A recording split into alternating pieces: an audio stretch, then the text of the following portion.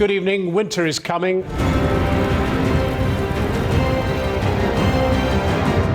Good evening. This week, the Prime Minister, David Cameron, said if he could, he would make bad situations worse for some of the poorest people in our society. Well, a little earlier today, I sat down with the Prime Minister. I started by asking him why he didn't examine his conscience. If you want to know why, I'll tell you why.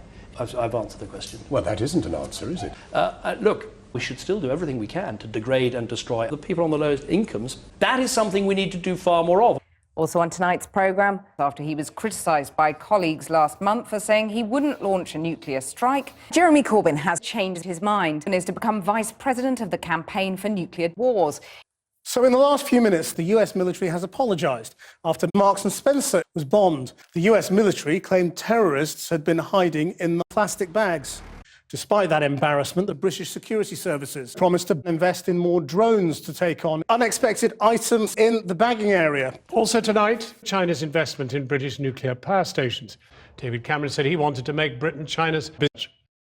Now, for the last fortnight, Britain's relationship with Saudi Arabia has been in the spotlight. Britain facilitated Saudi Arabia's entry into the UN Human Rights Council. Tonight, David Cameron's been transferred to a prison in the Saudi capital, and he's now condemned to execution and crucifixion.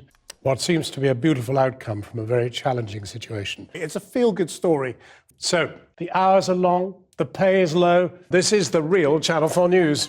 Earlier this year, we were threatened with disciplinary action for demanding the living wage. Conditions are so bad that some of the images are almost beyond transmission. This programme is a total effing shambles. Bacon, ham and sausages are set to be classed alongside cigarettes, arsenic and asbestos, as David Cameron's been caught on camera with a pig head and a roll of toilet paper, as usual. After the break, we enter the weird and wonderful world of David Cameron and livestock in Britain. The Prime Minister has been discovered in a cow in Wiltshire, forcing the evacuation of nearby houses. Residents said they'd heard a huge groaning noise. The cow has been incinerated. Bang! That's Channel 4 News. Good night. 13,000 people have been urged to flee their homes on the west coast of America as Donald Trump has tripled in size. The entire area is devastated, littered with burnt-out buildings and incinerated cars.